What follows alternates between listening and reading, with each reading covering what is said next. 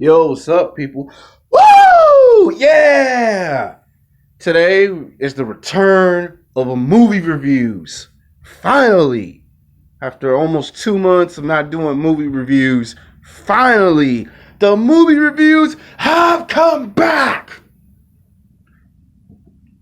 Today's movie review is Venom. Now let's get into it, shall we? Now, this movie was good. And when I mean good, I mean this movie was so good, it was better than I expected. Now, I gotta admit, I was a bit critical and a bit nervous because of all the movie reviews, all the talk. Everyone kept talking about this movie's gonna suck. Sony's gonna finally blow it once and for all. Yeah, Sony had me very greatly concerned. For a long time, it was like a Venom movie. Can a Venom movie work without Spider-Man? I mean, I need to see Spider-Man and Venom fight before I can see a Venom movie. That's what I originally thought. And they proved me wrong. They convinced me we can not only do a Venom film, we probably could create a universe where we don't need Spider-Man necessarily to be in it. Because I was concerned. Like most people who love these types of characters, you know, the dark anti-character, I was a bit concerned for a minute. Now, the movie, hold on, you know how I do my movie reviews. You know how I get down and serve with my movie reviews. Spoiler alert, I'm going to say it again. If you have not watched the movie Venom, wait until you get off of work. Either see the movie today, tomorrow, Monday, Tuesday, Wednesday, or Thursday. Because, you know, you always get 2 or 3 idiots who go intentionally on purpose 2 weeks or 3 weeks not seeing the movie, and then they go on the internet just because, and then they check out the movie review, and then they get in their feelings when you tell the whole entire movie. Spoiler alert, I'm going to say it again. Spoiler alert, if you ain't seen the movie, go see the movie today, tomorrow, Monday, Tuesday, Wednesday, Thursday. Don't wait until 2 weeks or 3 weeks later to go see the movie and then go, man, he told the whole entire movie on the internet, man. Don't wait until the last minute. Spoiler alert, you have been warned. Spoiler alert. I know people are like, damn it, Alex, stop saying spoiler alert and get into the movie breakdown. It's just common courtesy of respect so everyone can hear the word spoiler alert. That means click off if you don't want to be ruining the movie. Is that right, Venom? That's right. Go watch the movie now. Damn, Venom, why are you getting so pissed? You know, Venom gets upset like that. Now, like I was saying, the movie opens up with them already in outer space. The space shuttle crashed back on Earth. And Jonah Jameson is in the movie. Like his son, Jonah, he's in the movie, so it indicates that, yeah, there's a strong possibility that, yeah, Spider-Man could resurface in the future. Now, they didn't flat out say Spider-Man's in the movie, but they indicated that who's the one person that hates Spider-Man the absolute most? Jonah Jameson, right? We know that he has a son who becomes a football player and an astronaut that dates cheerleaders, supermodels, and actresses, and he's the one who comes back with the Venom symbiote. Now, I like how they did a nice throwback to the 1990s animated cartoon Amazing Spider-Man, because that's where that scene came from. It came from that. So they showed a nice respect throwback for the fans to say, do you remember when we did the cartoon in the 1990s? And for those that are real diehard Spider-Man fans, you know what I'm talking about. That scene where they come from outer space, they crash on Earth, Spider-Man shows up, he saves the astronauts, he gets the symbiote onto his costume, and then later he becomes the Black Spider-Man. That was a nice throwback to the 1990s. Could have not done any better than that. Now, it's unfortunate that he got killed and the Asian lady had the symbiote, and they wanted to show an interpretation of She-Venom. So they wanted to show other people with the symbiote onto them and how they would react if they had it on them. So that was nice. The next scene of the movie cuts away, and we get a shot of Tom Hardy as a news reporter. Now, they didn't want to make him exactly a photographer like he was in the comic books, because they felt that that was a little too convincing and too straightforward. So they managed to make him into a news reporter, which it was pulled off very nicely on how they done it. And to have his girlfriend played by actress Michelle Williams, she was breathtaking and outstanding. I mean, she pulled off her character very well. You know, the love entrance, you know, these two are supposed to get engaged to get married. You know, he doesn't like the corruption. And we get to see the villain. You know, they immediately establish who are the characters, what their sense of motivation and purposes are. They clearly show us who the villain is. You know, this Middle Eastern guy, you know, he wants to make the world a better place, but he believes human beings are flawed and they need to be recreated all over again. So he gave us the classic tale of a villain who wants to play God. You know, they gave us that villain that just loves to play God. And the fact that there was a nurse assistant who did not agree with his methods, you know, he killed all these test subjects. You know, they started with the rabbit. You know, of course, the movie also cuts to Hong Kong to show you the accident where the plane crashed. And the fact that they were able to do that and turn it into a horror movie was perfect. I mean, for a moment, I thought this was Resident Evil.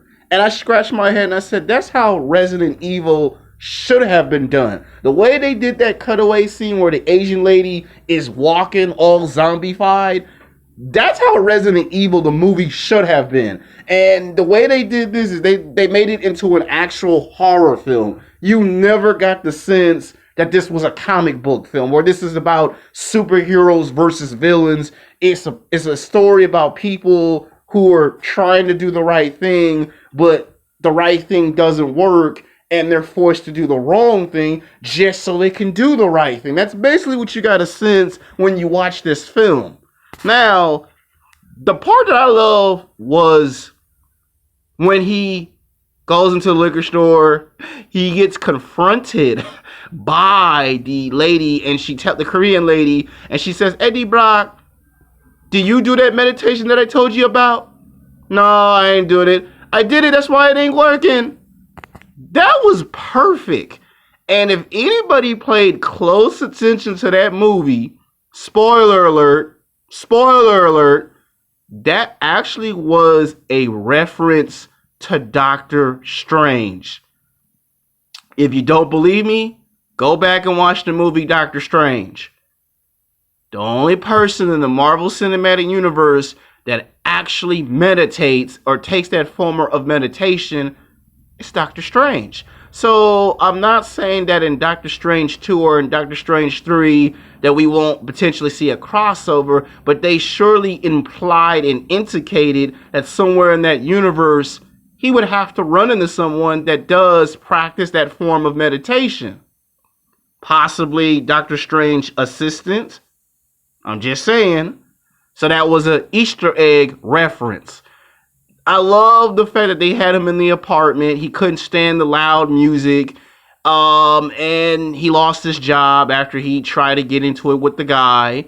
And he lost his girl. And then we see him in a depressed state. And this is true comic book history at its best. They managed to straight out go ahead and give us the humanity of the person.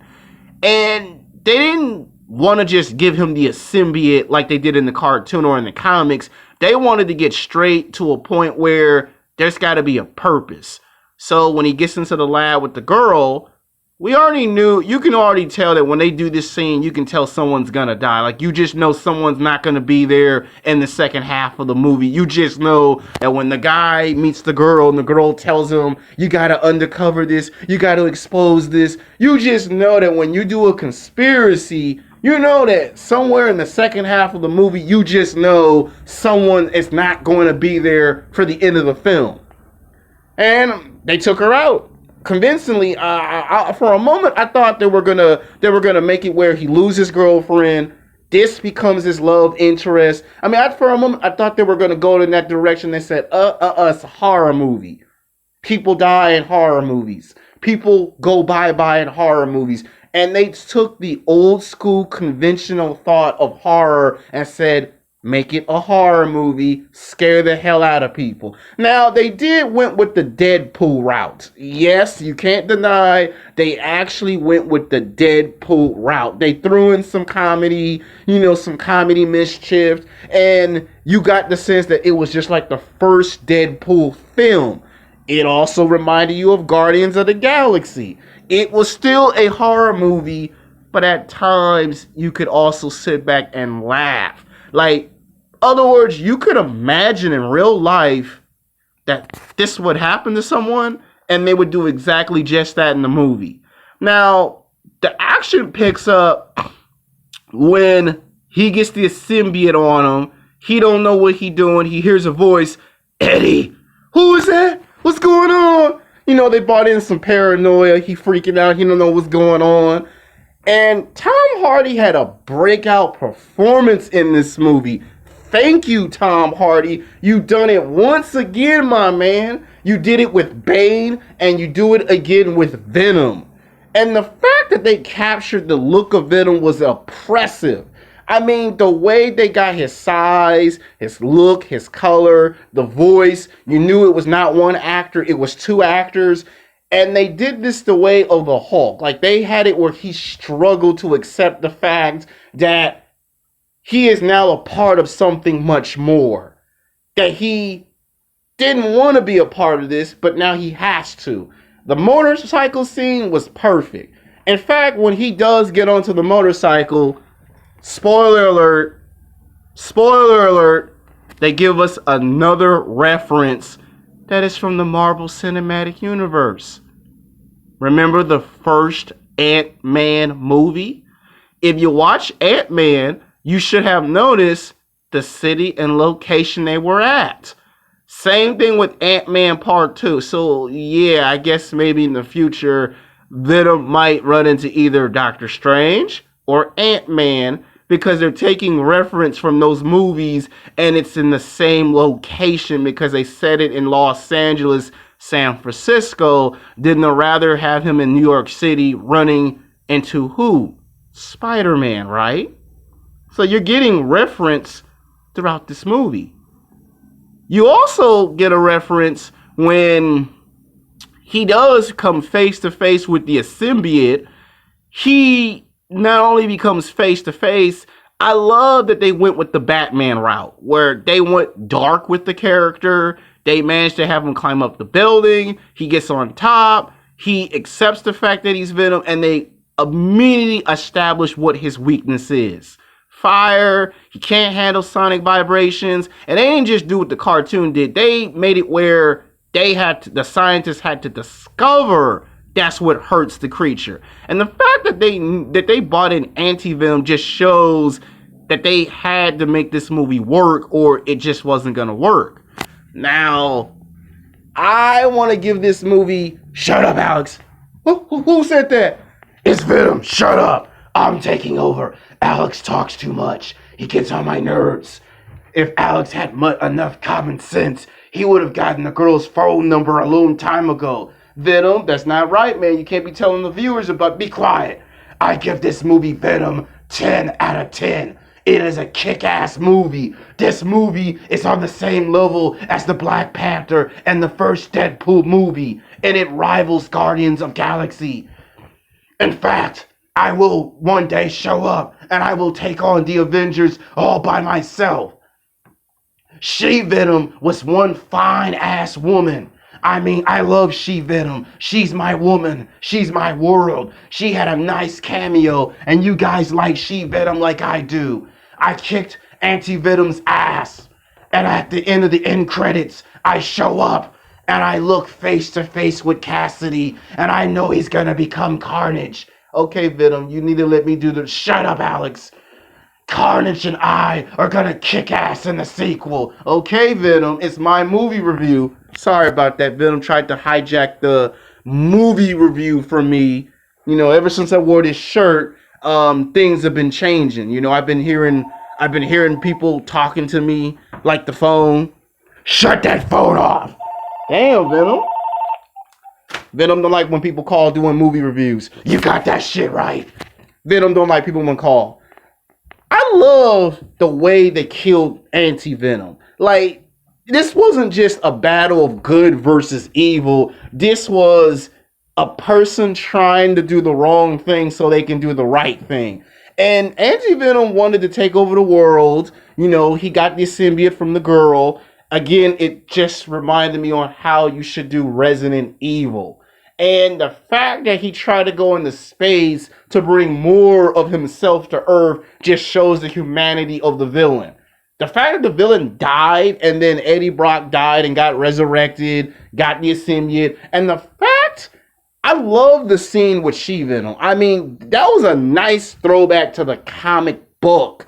Like, when they showed She-Venom, you can't help but to wonder, yeah, Michelle Williams needs to be She-Venom in the sequel. I mean, she did an outstanding job. It's not all the time in Hollywood that actresses like her get credit for that. I mean, she played her role good. I mean, when I saw her on screen, her character reminded me of the actress who played the nurse in the Doctor Strange movie. It felt just like that. You know, she was bossy. She demanded him to get in the car, and he got in the car, and it established their relationship, their friendship, them trying to get back together, her wanting to keep this thing a secret, and the fact that you get the sense that when you watch this movie, you know what to expect. I mean, I love the reference of Stan Lee showing up and the connection. Now, I love that thing from the trailer where the guy come back in the store to rob the lady and he says, on second thought, I'm just going to eat you. They quickly made him into an anti-hero. Now, the end credit. What can I say about the end credit? I mean, to me, if I had to get this on DVD, because you know I'm going to get it for my collection, and watch it on DVD, I might as well straight out say seeing Woody Harrelson at the end of the movie was the best damn part. I mean, he had the red hair, the freckles on his face, he was in the straitjacket, he fucking scratched his own skin with blood and put it on the wall and signified, when I get out of here, I'm gonna have carnage with you, Eddie Brock. I mean, they immediately established that they know each other. And again, it is a nice throwback to the 1990s cartoon Amazing Spider-Man. Because when you watch this, they establish the characters in its true periodist form. They finally got Venom right. Now, I give this movie a nice good 9 out of 10. Now, some people might say, why not a 10 out of 10? Because even though the movie was great and kick-ass action, there were some things in the movie that I wish they could have done. One of them was, I wish it could have been rated R. 2, I wish it could have been a little bit more darker. It's nice to have comedy in these movies, and I'm not saying there's nothing wrong with the comedy, but at the same time, I felt that the Venom we could have got is much more darker, and I have a huge feeling that when we get to the sequel, I have a feeling they're going to do exactly just that. They're going to give us a much darker version of Venom. I think because this was the first film, they didn't want to scare off people with too much Venom, so they try to find a way that, let's not make them too dark, let's not make them too light, let's make them kind of in the middle so people can know the character, and then maybe down the road in the future of a sequel or sequels, we're going to make him darker to the point where it is the Venom we recognize from the comics and the anime cartoon series.